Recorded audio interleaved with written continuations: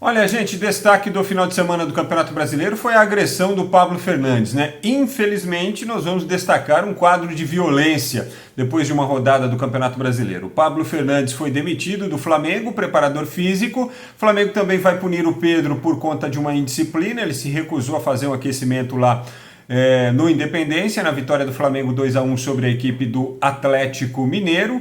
Só que o Sampaoli, em reunião na noite do domingo com a diretoria do Flamengo, ficou definido que o Sampaoli segue no comando da equipe do Flamengo. A pergunta que eu faço agora é: como fica a relação dos jogadores do Flamengo com o Sampaoli? Uma vez que os atletas apoiaram maciçamente o Pedro neste episódio da agressão e não poderia ser diferente. O Sampaoli, por sua vez, foi às redes sociais para dizer que estava preocupado com o Pedro, mas também estava preocupado com o Pablo Fernandes, como é que ele tinha dormido à noite.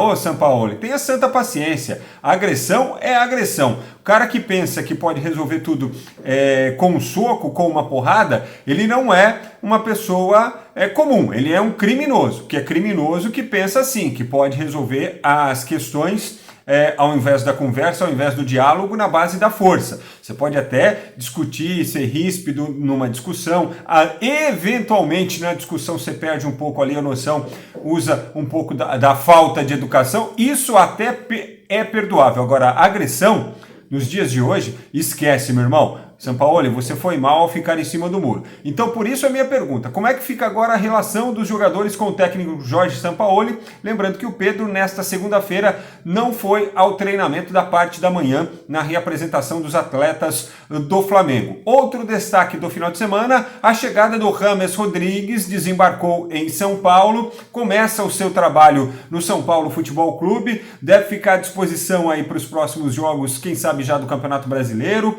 certeza no segundo jogo da Copa do Brasil, é reforço para tentar inverter a vantagem do Corinthians, que nesse final de semana venceu o Vasco da Gama por 3-1 num jogo sem torcida lá na Neoquímica Arena. Então a gente está projetando aí uma grande segunda partida de semifinal de Copa do Brasil, com Renato Augusto de um lado, com James Rodrigues de outro.